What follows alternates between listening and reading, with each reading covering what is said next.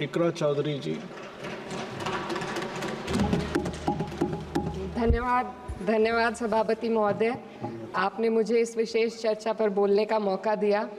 भारत के संविधान के 75वें वर्ष की चर्चा के मौके पर मैं सबसे पहले संविधान बनाने वालों की दूरदृष्टि को सलाम करती हूँ। एक युवा सांसद के तौर पर मैं अपनी उम्मीदों को संविधान के साथ जोड़कर खास तौर पर ये बताना चाहती हूँ कि आज हमारे देश में पिछड़े, दलित, अल्पसंख्यक समुदाय को किस तरह अपने संवैधानिक अधिकारों और आज़ादियों की हिफाजत के लिए हर रोज़ मुश्किलों का सामना करना पड़ रहा है। Doctor B.R. अम्बेडकर के कथन से अपनी बात रखना चाहती हूँ। उन्होंने कहा था, मुझे अपने भारतवर्ष पर फक्र है कि जिसके पास ऐसा संविधान है जो लोकतंत्र, समाजवाद और सेक्युलरिज्म को संजोता है। लेकिन आज ऐसा लगता है जैसे संविधान की किताब तो है पर इसे चलाने वालों का ईमान गुम हो गया है। आज हिंदुस्तान में हर वर्ग को किसी न किसी चुनौती का सामना करना पड़ रहा है, मगर अल्पसंख्यक, खासतौर पर मुसलमानों पर जो कहर टूटा है वो किसी से छुपा नहीं है। ये लोग सिर्फ अपने मजहबी पहचान की वजह से निशाने पर हैं। संविधान का अनुच्छेद 15 कहता है कि किसी भी नागरिक के साथ धर्म, जाति या किसी और वजह से भेदभाव नहीं होना चाहिए, लेकिन हकीकत इसके उलट है। हालात इस कदर बिगड़ चुके हैं कि hate speech, mob lynching, bulldozer द्वारा घरों को गिराने की घटनाएं आम हो गई हैं। खास तौर पर उत्तर प्रदेश में, जहां ऐसा लगता है जैसे कानून के नाम पर जंगल राज चल रहा हो। संभल में जो हुआ वो सबके सामने है। पुलिस के संरक्षण में निर्दोष लोगों की हत्या की गई और सरकार ने चुप्पी साध ली। अल्पसंख्यकों पर हिंसा बढ़ती जा रही है, मगर सत्ता में बैठे लोग या तो आंखें मूंदे हुए हैं या फिर इन घटनाओं को बढ़ावा दे रहे हैं। हद तो तब हो जाती है जब न्यायपालिका की बात भी अनसुनी कर दी जाती है। सुप्रीम कोर्ट ने मॉब लिंचिंग पर 11 सूत्रीय निर्देश जारी किए थे। इसमें साफ कहा गया था कि राज्य सरकारें और पुलिस इस तरह की घटनाओं को रोकने और दोषियों पर सख्त कार्रवाई करने के लिए जिम्मेदार हैं, लेकिन आज भी इन निर्देशों पर अमल नहीं हो रहा है। हाल ये है कि मॉब लिंचिंग को रोकने की बजाय सत्ता में बैठे लोग आग में घी डालने का काम कर रहे हैं। उनकी जुबान से ऐसी बातें निकलती हैं जो नफरत को और बढ़ावा देती है। ये अशांति अब इतनी गहराई तक फैल चुकी है कि हमारे समाज के धर्मनिरपेक्ष चरित्र पर गंभीर सवाल उठ रहे हैं। साल की शुरुआत में ही कई राज्यों में दुकानदारों को अपने नाम बोर्ड पर लगाने के लिए मजबूर किया गया। इसे सेहत और सुरक्षा के कानूनों का हिस्सा बताया गया, मगर असल मंशा कुछ और थी। ये कदम खास तौर पर मुसलमान दुकानदारों को निशाना बनाकर उठाया गया ताकि उनकी रोजी रोटी पर चोट की जाए। पिछले हफ्ते मुरादाबाद में एक मुस्लिम डॉक्टर को हिंदू बहुल्य मोहल्ले में घर खरीदने पर विरोध झेलना पड़ा। वजह बताई गई कि इससे मोहल्ले की सामाजिक शांति बिगड़ जाएगी। अब आप ही बताइए, क्या ये वजह सही है, जायज़ है?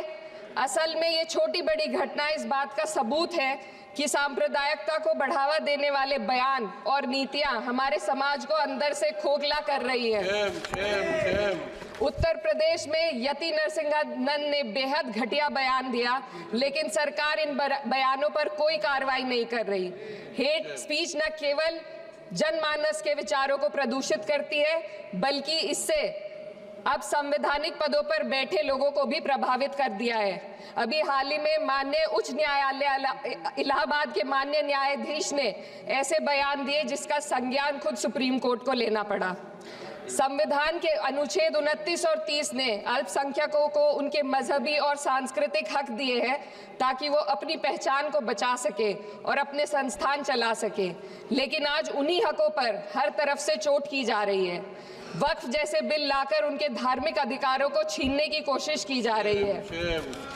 आज अल्पसंख्यक समुदाय को संविधान द्वारा दिए गए अपने बुनियादी अधिकार पाने के लिए लंबी लड़ाई लड़नी पड़ रही है। ऐसे कई मामले अदालत ने न्याय देकर संविधान की रक्षा की है, लेकिन अदालती प्रक्रिया में जो समय लगता है उसकी वजह से देश के सामाजिक ताने बाने को भारी नुकसान उठाना पड़ता है। मिसाल के तौर पर इलाहाबाद हाई कोर्ट ने 2000 2004 के मदरसा एक्ट को रद्द कर दिया था, जिससे मदरसों के संचालन पर सवाल उठे।